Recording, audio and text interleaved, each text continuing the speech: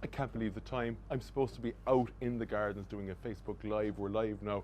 I've got sidetracked. I'm in the media centre here in Bloom. It's that kind of a festival. It's that kind of a job. It's all engrossing. Everything that you see, all the coverage for Bloom that you see, be it on newspaper, be it on Facebook, on any other social media, whether you hear it on the radio, see it on TV, it's all coming through here. It's easy to lose track of time. I need to get out in the gardens. I've spilled strawberry juice. Fresh strawberry juice, of course, because this is Bloom all over my shirt. I gotta go and change. Have a look at this, please, while we're with.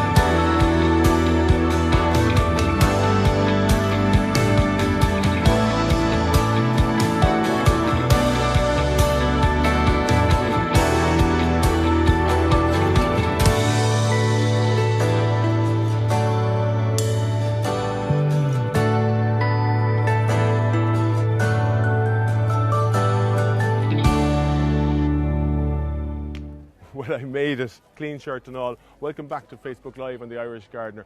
This is the garden that was built for Our Lady's Children's Hospital in Crumlin. Designed by this man, Anthony Ryan, and Kieran Dunn, and sponsored by the Kildare Growers. Anthony, tell me about the inspiration behind the design of this garden. Well, I suppose the reasoning behind it was to create a sunken refuge where people, you know, we said it's for basically a person who likes to read and get away to their own private space. And basically we created a covered area down here which people get away from the hustle bustle of daily life into this sort of refuge. And basically we wrapped it in colour then with a soft pastel type colour scheme, and a lot of grass actually in this one, because grass is very calming and acts as a background to background or foreground, whichever way you look, to the planting. So we've sort of mounded grass right around to wrap around the structure, and that accentuates the sunken effect. It really does, doesn't it? It really does. Anthony, congratulations, it's looking lovely. Thanks. I'm going to go for a wander. And the colour is so vibrant in this garden. It's kind of apt that it's for a children's hospital, there's so much colour. Anthony spoke about the grass, giving the effect that the sunken garden is that bit more sunken. And he was talking about a refuge. Well, I'm going to take refuge now, and I'm going to head to this sanctuary and see who's waiting for me here. And we have Board Bia Bloom manager, Gary Graham, and Board Namona Growwise head of marketing, June Dowling. Gary, Bloom is going from strength to strength. Everybody loves it. What is the secret to its success? Ooh, good question. How long have we got? As long as you want. As long as I guess it's like all things. It's a combination of factors. And before I get into them, I think it's most important to say it's about people. And like all good things in life, people with passion, people with knowledge, people with skills, people who can inspire other people to do good things, whether it's in the garden or indeed in the kitchen. Yeah. And as you know, in Board Bia, we care about both of those places. But that's it. It's people doing good stuff. And what are they bringing to the show? What's making it so interesting and exciting? You get a sense of it here. We're surrounded by it. It's the drama, the theatre, those aspirational gardens, what people would aspire to have, you know, that beauty, that colour, the new ideas, the innovation, the detailing, all of this kind of stuff. It's show business. It's glamorous. It's exciting. People who have no interest in plants or gardening will see something here and go, that is kind of interesting. Maybe I will do a bit of gardening. Maybe it's not boring. Maybe it is exciting and sexy and all of those things that we say. So there's all of that. But like I said at the outset, it's about people and what they bring across the show. So whether it's on the food side, all those new craft beers and all those great things they're doing out there, to music, to fashion, the kind of stuff that people will, if they want to have a really good day out and they don't just want one little experience. You know, they talk about dwell time and all these kind of things. You need to give a kind of a menu, an a la carte menu to people, and they can choose from. But for me, it's about the gardens, it's about garden design, it's about having, you know, all those cutting edge ideas and all those things that inspire people to go on and do something at home. And you talk about people, and of course it's the people, as in the visitors, that make it so successful. But you have the best in the country here, be it in the food industry or in the horticulture industry. So I suppose they're pushing out new ideas, and you're seeing emerging trends all the time. Yeah, it's as you know, this is it's very competitive, particularly in spaces like this at the show, where a designer and people coming in to do what they do here, they're interested in the medals, they're interested in that badge of honour. You know, they've been very brave coming in here. It's not easy to do this, you know, and you've got limited time and limited resources, and it has to look perfect for 5 days. There's no gardener really ever does that in the real world. So you're setting the bar very high. There's a huge scale of endeavour, I guess. But that's then what people see, because there's nothing here. There's nothing here all year. You know, we've got this beautiful surrounds, the wall garden and so on. But in this piece of the park, there's nothing. So that what happens, you know, over those few weeks, that's really, I guess, what blows people away. It does take huge bravery, as you mentioned, and I think leaving yourself and your work open for complete and utter public scrutiny, I mean, that does take courage. Well, yeah, I have friends who are in college with me back in the Botanic Gardens. They wouldn't dream of coming here. They've built their business, you know, they're established, they've got their client base. They go, Gary, why would I come in there and take that risk? You know, a crash and burn in front of 120,000 people live on TV. No way. So there's a definite theme. There's many themes, obviously, in this year's festival, Gary, but one of them that I'm seeing going throughout, and I'm delighted, and particularly Fingal Council, and I'm delighted to see their award. Yeah. And it's about biodiversity and promoting biodiversity. Yeah, it's great. Is Bloom somewhere that can take the lead in this, do you think, in the years to come, and showcasing the need to protect biodiversity? Yeah, I think it can, and I get asked this question every year by journalists who would know less about horticulture than you do, and they would say, oh, what's the theme? Have you decided on a theme? You know, what's Bloom about this year? And I say, no, we don't prescribe. We don't tell designers and creative people what they should be doing or what ideas they should be bringing to the show. But what has emerged, and you're absolutely right, is this whole area of what we can do at home, in our gardens, in our parks, in all those places, in our communities, in our towns. What is it that we need to do better to protect the future and protect our gardens and indeed our climate and so on forever? And you can see that popping through in so many different spaces. The swale, everyone's going to know what a swale is, S-W-A-L-E. Like, you know, people in horticulture, we know about that stuff. Everyone should know. Like having a dry riverbed, whether it's in your garden or in your park, where you can take all that runoff water off your parking space, off all those hard surfaces, rather than putting it into the water system. That's such a big issue, particularly in areas like Dublin, when you know where it's so packed, so packed. So it's great to see those issues coming through. And if you have, I suppose, 100, 120, or maybe even more visitors coming to the show, I suppose if 100,000 people can make one small change, suddenly it's a big change. Yeah, everyone can do something. Yeah. And it ties back in what we do with Orange and Green and all the message that we want to talk about on board sustainability. June, that's something very close to your story as well, isn't it? With the Board Mona Growwise brand, biodiversity and sustainability is a key part of that story, isn't it? It is indeed, Peter. I suppose we've been involved with Bloom Festival now for the last 12 years, and we're very much part of the Bloom community. For us, as you say, we can see all those evolving themes, but for us as an organisation, I suppose that's the core of what we're about. I suppose we're around now over 100 years. I suppose most people know us, Board Mona. We are about communities, we are about people, but more importantly, we're about doing things in a responsible way. We have diversified so much over the years, and gardening is at the core of what we do. And I guess we get a lot of questions from the public here over the last number of days around our peat and our parklands and rehabilitation. And that is a really key focus for us and a really big area of investment for us as an organisation. I suppose we've got a major biodiversity programme. You might be familiar with our Lochborough Parklands, which is a fantastic parklands facility in the Midlands. And it is a sanctuary, essentially, for wildlife and for nature.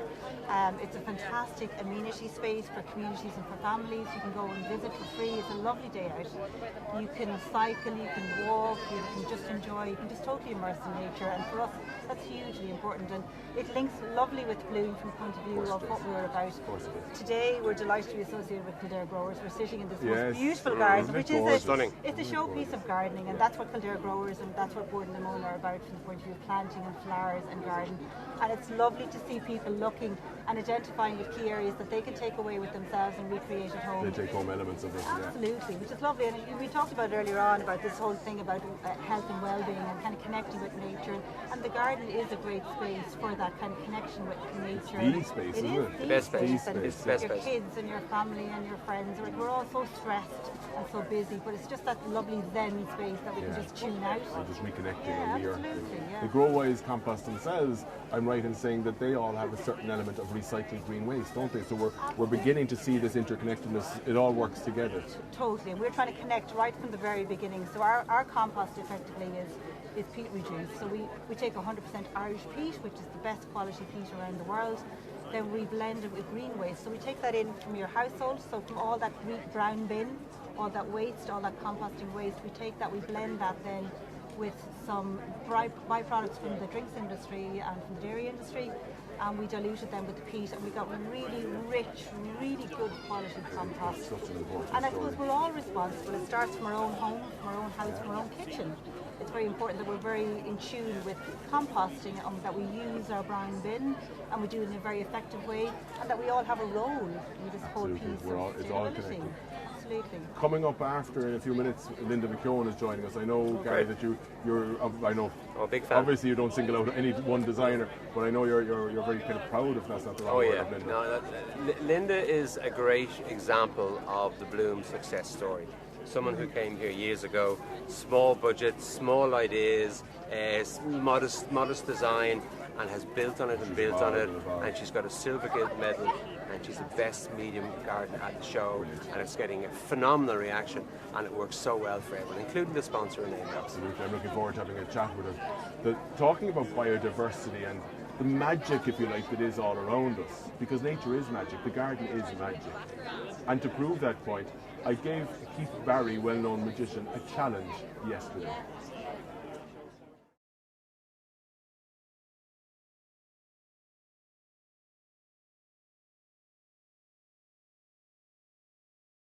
Keith, how are you? How's it going? Great to see you, great to see you. You're a magician, aren't you? I'm a Of mad sorts. magician, yeah. Can you do this? Yes. I want to see how good your magic Yeah. is. Put out your hand, please. Sunflower seeds. You're a bit of a gardener. You're into the garden. Oh, I love gardens. You grow a Yes, lot of your own I've got food, don't you? Lots of sunflowers. Can you show it to the camera, prove they're sunflower seeds? There you go, They are sunflower sunflower seeds. Now, does everybody know what a sunflower turns into? A lovely plant about 6 or 8 foot high. Well, if it's not eaten, 6 or 8 foot high, full of flowers during the summer. Keith, Yeah. one of, if not the best magician Ireland has ever produced. Don't know about that, but thank you. Can you turn them into a bunch of sunflowers I for me? definitely can, 100%. All I need to do is get a bag of your compost. Well, I don't sell compost, unfortunately, but I'm just asking, can you do it all on your own, with your magic? Boom. There's the magic. Quick edit now, and there'll be sunflowers there. He can't do it. Putting them in the soil, that'll do it. That's it. the magic. And water. That's Don't the forget magic. the water. Have you any magic tricks? Can you do any magic tricks? Loads. Keith, a pleasure. Thank you Thanks. very, very much.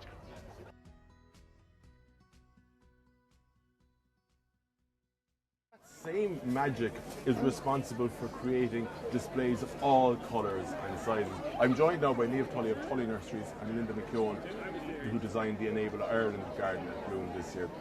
Niamh, plants are my thing, plants are your thing. What has caught your eye at the show this year? Which plant combinations in particular? I love purple. Purple and yellow, purple and orange. I think really good contrast between them. But there's another plant, Digitalis silver fox, and it's over in Kevin Dennis's garden. And I think that really softens that look. I think this year more than ever, I'm seeing real flower power in the gardens. Whereas before the perennials, maybe a lot of white has been used. I do like white. Yeah. But I think this year you're seeing particular plants repeated through the garden. So people aren't afraid to use colour. And you're getting that continuity. And I Yeah. think Bloom is about, well, it's about plants, it's about gardening, but in the show garden area here, it's really about design and design elements and cutting edge design. And that garden you referred to, I think, Kevin Dennis, is it's the angles and the hard landscaping is so sharp. Fantastic. It needs that soft planting, I think, to Yeah, and I soften. do think as well, you spoke about it yesterday, focal points. You see a lot of water is very dominant. Yes. You have sculptures with Ruth out in the National Gallery, the Kildare Gallery. She's beautiful sculptures, but she's blocks of colour there the blue of the lupin. lupin. So I love Persian sniffer. I Magic. planted that in my own garden.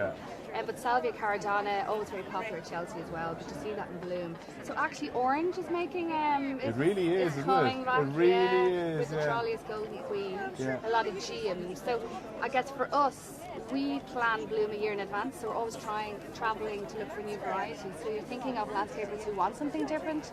So with the Digitalis, the silver one, I just love that one, white flower. Chris Beardshaw, moving across the water very briefly, who won Best in Show in Chelsea last week, he started maybe changing the trend a small bit. He started going more and more into the shrubs, a lot of rhododendrons, a lot of styrax and that. Perennials are great. They're the showstoppers, aren't they? But are we seeing a re-emergence in shrubs in the garden? I think so. Particularly ornamental grasses. You're seeing ferns coming back again. You are seeing shrubs, viburnum.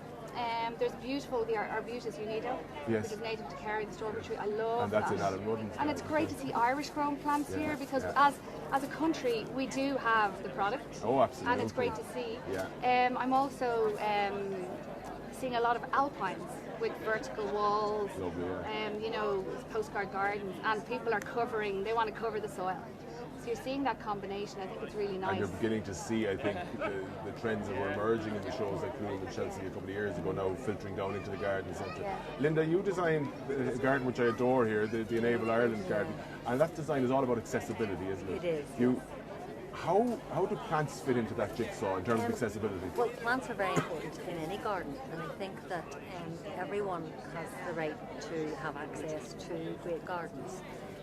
The plants for my garden, because my hard elements in the garden were very rustic and industrial, I wanted to soften them and use naturalistic planting with different levels, different heights, pops of colour throughout, and just bring it all together so that the whole garden as a whole is unified. And are you more... The garden itself, I suppose, it has its brief.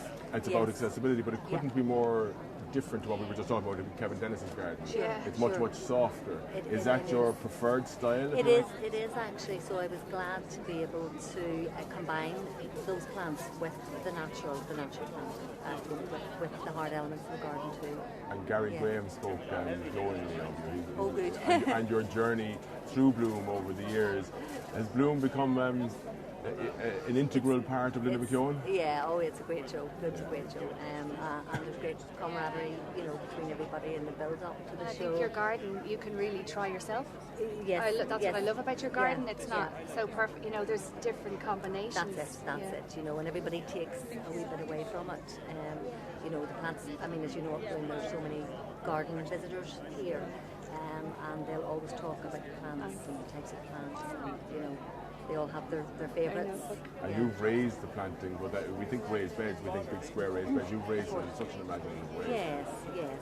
And again, for accessibility, But it is important that everyone has access to certain types of planting, to vegetables, to grow your own herbs in particular, and that brings the texture and scent of the herbs up to your level, And changing the subject slightly, or maybe even more than slightly, we're talking about biodiversity, and we're talking about that being a strong theme of the show here, which it has to be, because it's one of the biggest challenges facing us at the moment is species extinction and waste and the damage, I suppose, that we're doing to the environment all around us, the green environment.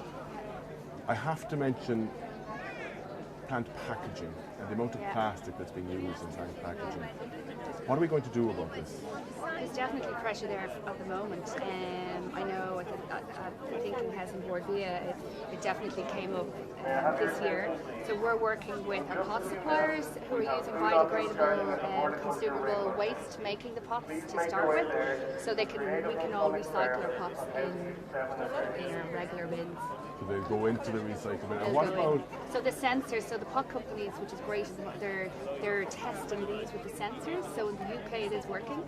So then in Ireland we're going to follow suit. So the sensors can actually detect the material and material.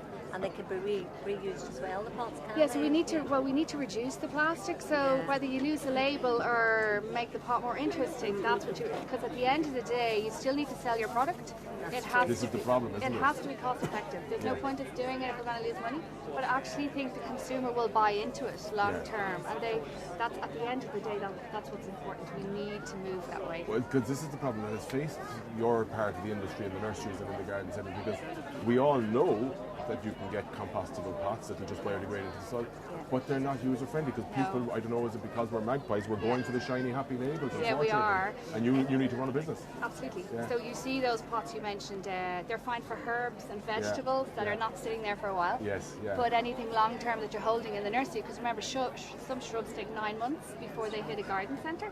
So with all the watering and everything, so they're absolutely, you have to really fine tune your packaging. You really have to get it right. You have to get your message out there, so there'll be more pressure. Well, I'm glad change is coming. Bloom is so much about imagination. You're going to see that in spades when you take a trip, like I did earlier today, to the postcard garden in Bloom. The postcard gardens here in Bloom are fabulous. They're available to all community gardens, garden groups and societies, residents.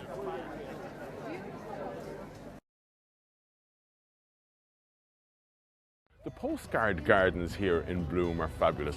They're available to all community gardens, garden groups and societies, residents associations, JY, any real community-based groups, and they're an ideal opportunity to showcase the work that these groups do and their talents. This one I've fallen in love with. It's been built by the pupils at Villierstown National School from West Waterford. They're using it as an opportunity to highlight the Dramana Gate in West Waterford. Now, I don't know if you've ever seen it, but it's the only example in Ireland of Hindu Gothic architecture, and it's quite stunning, just standing up out of the Irish landscape. And the detail that the pupils have gone to in this garden, you have the little hurleys, all the pupils' names are on little stones, all, you know, beautifully done. And here they've created a homemade insect hotel, which is where ladybirds and bees and the important beneficial wildlife can take refuge and overwinter. Vitally, vitally important, these little things, and it's so great to see that they're being taught this and they're learning this in national school. These are school kids at national school age. How many adults would think to do the same thing? Just next to it there, slightly older students from Inchicore College of Further Education, quite different, but again, very, very imaginative.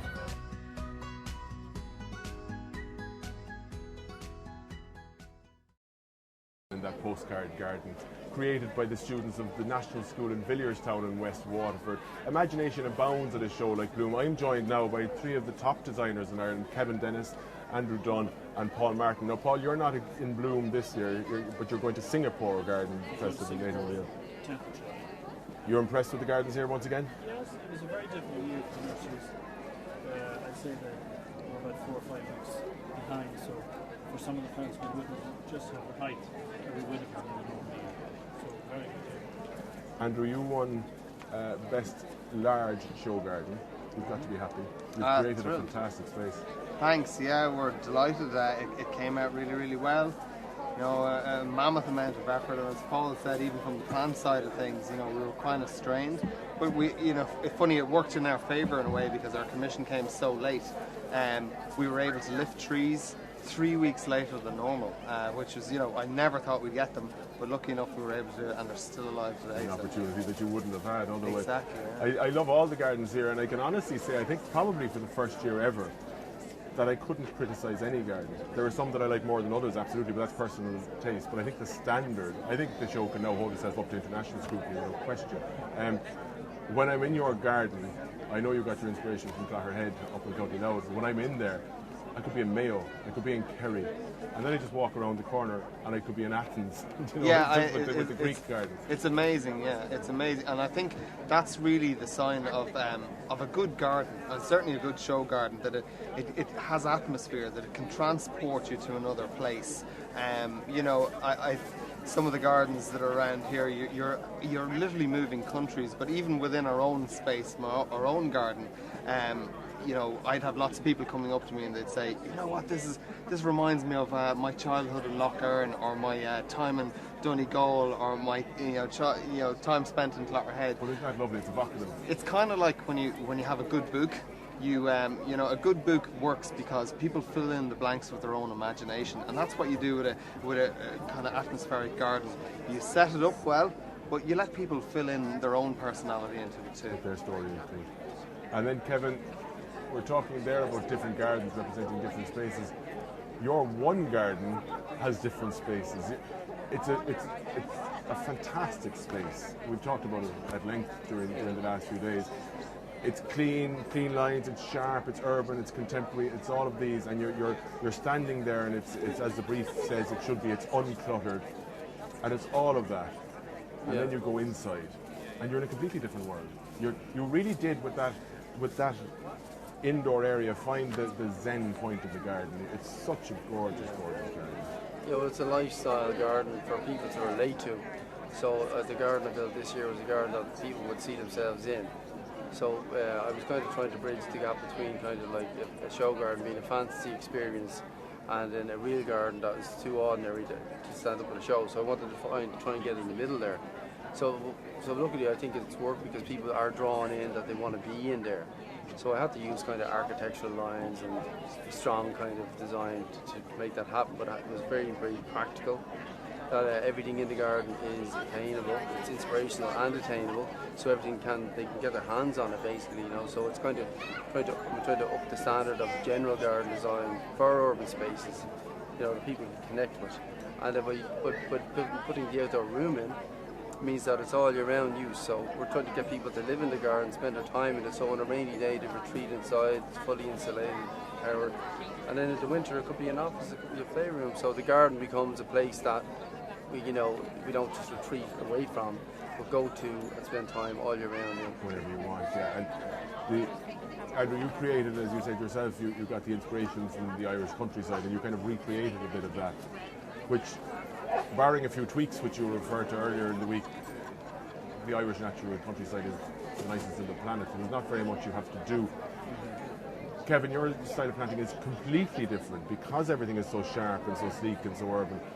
You had to really soften that with planting, didn't you? And you got the textures just right, I think, with your grass and your box balls. I actually held back on the planting, because to keep it simple. It was a bit of a risk actually, but I put less varieties in, but strong contrast, but less varieties to keep it simple. But yeah, the structural plants of the box balls and the carpinus just kind of give it kind of a classic style. So it kind of tones down the contemporary nature of it. And then the colour scheme is just, I needed orange for fruit juice matters garden, and so I just contrast that with purple. So then instead of going totally wild, I just brought it down. So it's simple work. It's kind of a bold enough and brave enough decision to go with that, but it worked. It was, but yeah, it paid off. Absolutely right. I love the planting. I've been speaking here at the show all week, and I've singled out, this is no offence to anybody else's garden, but I have singled out your planting association down there as an absolutely perfect example of good use of plants, continuity going through the garden. It's excellent. It's really excellent. Thanks. Cheers. Paul, will we see you at Bloom again? Have you left us? Not yet. I've just done. Are you all set for Singapore this year? I have to reclaim the loud title again. Yeah. Good luck.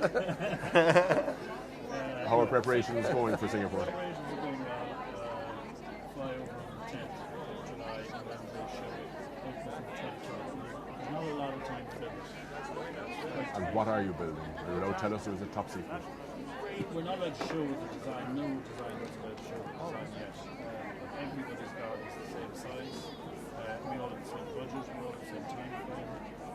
The contractors are their contractors, so we actually are pairs with a Singaporean contractor.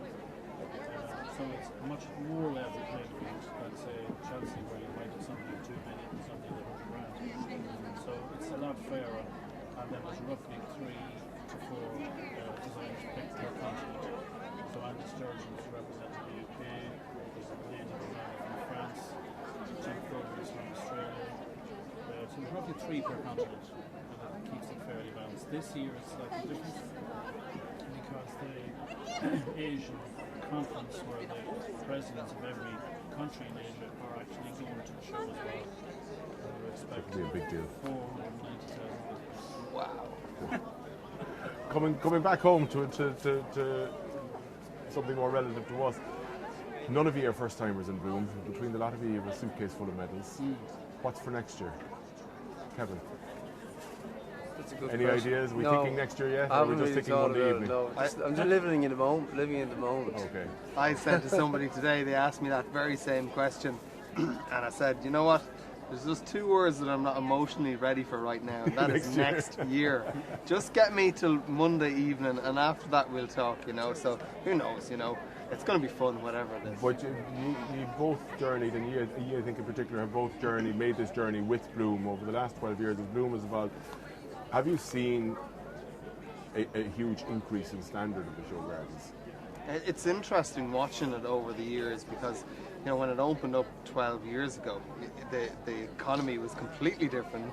Budgets were bigger. There was, and I think the Irish were bolder and brasher in a way. We wanted to show off what we did, and I know it was fantastic. As a designer, it's great to have a budget, and it's great to see what people can do with that, and different people can do it. But then as the years went by and budgets went off a cliff, there was still a show going, and there was still creativity. There had been a couple of years where I would have went over to Chelsea, and you know, huge budgets at the time and great gardens. But when I came back here to maybe where people were producing gardens on a tenth of the budget, you saw creativity come back. Yeah. So I think now at this end of things, where there's a bit more money coming around, we still haven't lost that essence of creativity, and I'm hoping that and I don't think it'll happen. I don't think we'll ever go back to that kind of brashness. The creativity will be there, but we'll have a little bit more budget to make it possible. So. Yeah, with the creativity, get more. But the standards are definitely high, and we're always just trying to push them a little bit higher. You know, it's good for everybody. Is that right, Kevin? Do you think is Bloom better now than ever? It's getting better. I agree with what Andy said there for sure, and Paul, I'm sure you know, because you were probably active then in large gardens, and you've seen a difference. But I suppose for me, I only kind of came in the recession, and I've only known how to struggle with bad budgets. Yeah. And I'm still kind of doing it, to be honest with you. You know, if the heart and soul isn't in it, and the Visa card, I think, you know, that's how I still have to work hard with what I have. So I don't know whether, like, if I ever get really massive budgets, like you say, with the creativity, it still has to be really strong in there. I don't know. I'd say I'd still always have to work hard at that end of it. But I think it's definitely getting better. I think it can still get better again. You know, and I think that maybe if the budgets are more balanced or something like that, you know, but it's on the right road for sure. Great, that's great to hear. Paul, you're our international superstar, if you like, at the moment. Can Bloom hold its head up to international scrutiny? I think when the show started off, first in 2007, Andrew was right, the budgets were very large. We had 2 years in a row, and they were six-figure budgets, and they were well large. I think the first year... You wouldn't get out of bed for less than a six-figure budget now. And the first year, I think we actually set aside 10 or 15,000 for 4 other gardens because I didn't need it, and they went to 4 meetings. Good God. That's how much the budget were. Wow. So, yes, in a way they were probably a little bit more money. Ireland had new money that had them at 30, 40 years. We were showing it all off. We were kids in the school that were quite prepared to show off the new bicycle. Then we launched the wheels on the bicycle and we launched the bike. So we've had to be a bit smarter over the last 7 or 8 years of using it. Maybe the gardens get more natural, we get to whatever. We didn't have to have the big props. But there are still 2 types of clients. Clients that has the better budget will still come to Bloom to have a look and see, as well as the shows. Travel now is so much easier than it was before.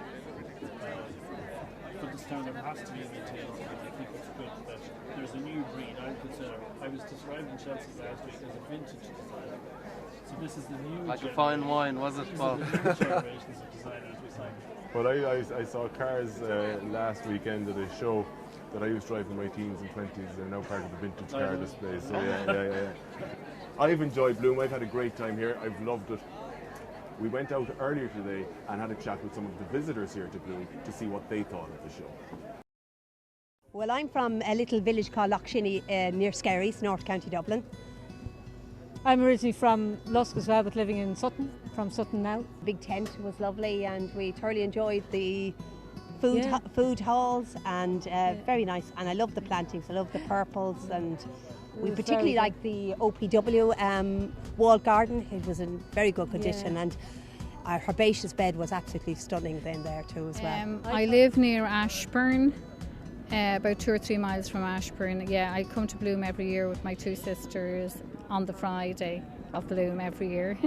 I probably like the Marie Keating because it's so vibrant, the yellow, but I actually love, I can't remember the name of it, but it's all yellow Aquilegias. It's just over there, it's absolutely beautiful, yeah. I like the one over there with the little house. And yours? Oh, I like them all, I don't know. Hard to decide. Yeah, they're all too good. Come from Swords.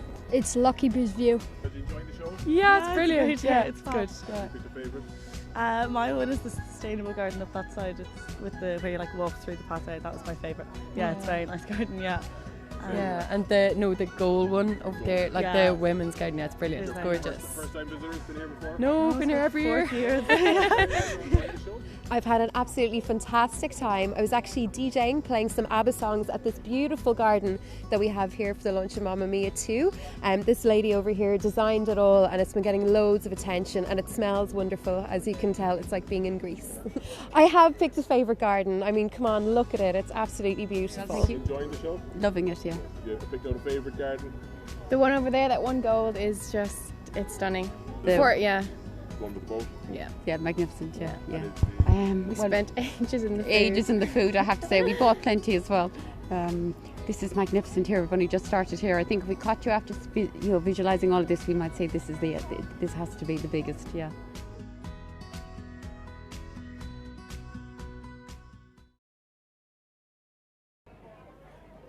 Well, this is the end of our live coverage from Bloom. We've seen many, many happy faces. Lots of people have enjoyed it. There's been great, great feedback. It really is the start of the summer in Ireland. I think everybody here has enjoyed it. If you missed it at the start, here's a recap of some of the highlights of the show so far.